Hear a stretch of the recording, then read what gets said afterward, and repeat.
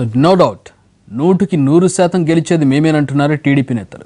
పసుపు కుంకుమ వృద్ధాప్య పెన్షన్లతో పాటు చంద్రబాబు ఇమేజ్తో మళ్లీ పవర్లోకి వస్తామని కాన్ఫిడెంట్తో ఉన్నారు. ఇంతకీ ఆ పార్టీ నేతలు చెబుతున్న లెక్కలేంటి? విజయం వెనుక ఉన్న ధీమా ఏంటి? మళ్లీ పవర్ మాదే. ఇది ఎన్నికల అనంతరం టీడీపీలో కనిపిస్తున్న ధీమా.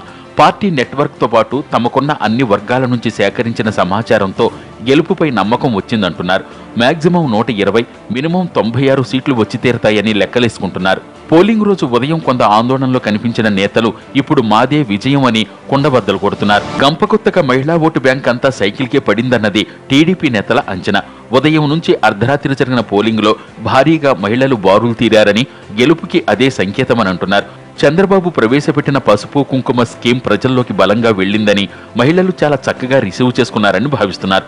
ఈవీఎంల మొరాయింపు కారణంగా గంటల తరబడి పోలింగ్ ఆగినా ఇళ్లకు వెళ్లి మళ్లీ క్యూ లైన్లలో నిల్చుని అర్ధరాత్రి వరకు పడికాపులు గాచి మరీ ఓట్లేసిన పద్ధతి చూస్తుంటే ఖచ్చితంగా టీడీపీకి సైలెంట్ వేవ్ ఉందని ఆ పార్టీ నేతలు అంటున్నారు. క్యూ లైన్లలో ఉన్న ప్రతి మహిళ టీడీపీ కోసమే నిలబడ్డారా అంటే అవుననే సమాధానం చెప్తున్నారు. పసుపు కుంకుమ కారణంగానే పట్టుదలగా సహనం కోల్పోకుండా ఉన్నారని అంటున్నారు. జగన్ కోసం అంతలా ఇబ్బంది పడేంత సీన్ లేదంటున్నారు. పైగా జగన్ ప్రకటించిన స్కీములేవి మహిళలను అంతగా ఆకట్టుకోలేదని, మహిళా ఓటర్లలో 80% టీడీపీకే పడ్డాయంటున్నారు ఆ పార్టీ నేతలు.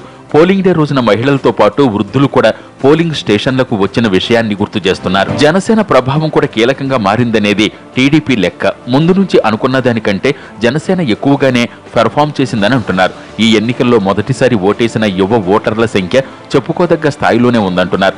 సహజంగా యూత్ ఓట్లు టీడీపీతో పోల్చుకుంటే వైసీపీకే ఎక్కువ ఉంటాయని గుర్తు చేస్తున్నారు.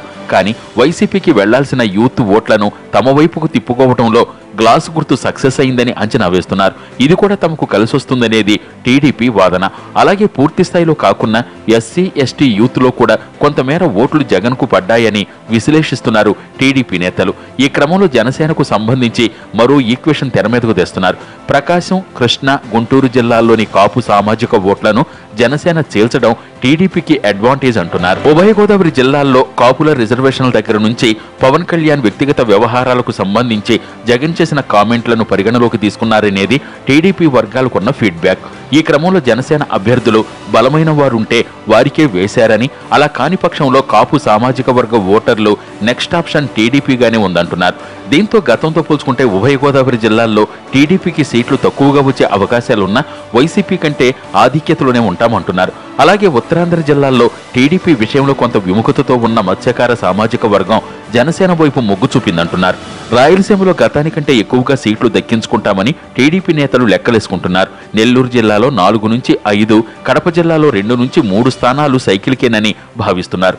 ఇక చిత్తూరు జిల్లాలో 8 స్థానాలు తమవేనంటున్నారు. కర్నూలు జిల్లాలో టీడీపీ సీట్లు గణనీయంగా పెరుగుతాయని, అనంతలో గతానికంటే తగ్గిన మెజారిటీ సీట్లు టీడీపీ ఖాతాలోకి వస్తాయంటున్నారు.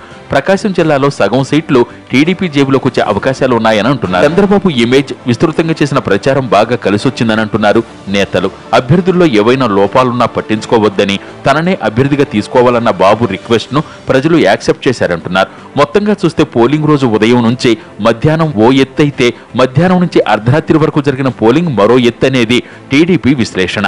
పైగా పోలింగ్ మొదలైన 3 గంటల తర్వాత నుంచి వివిధ జిల్లాల్లో జరిగిన హింసాత్మక సంఘటనల ప్రభావం ఓటర్ల మీద పడిందని, దీనివల్ల వైసీపీకి ఓటేసేందుకు న్యూట్రల్ ఓటర్లు విముఖత కనబర్చారనేది టీడీపీ మార్క్ అనాలసిస్. గతంలో ఎన్నడూ జరగని రీతిలో పోలింగ్ జరగడం, క్యూ లైన్లలోని ఓటర్ల పట్టుదల చూస్తుంటే ఖచ్చితంగా టీడీపీకి 130+ ఖాయమంటున్నారు ఆ పార్టీ నేతలు.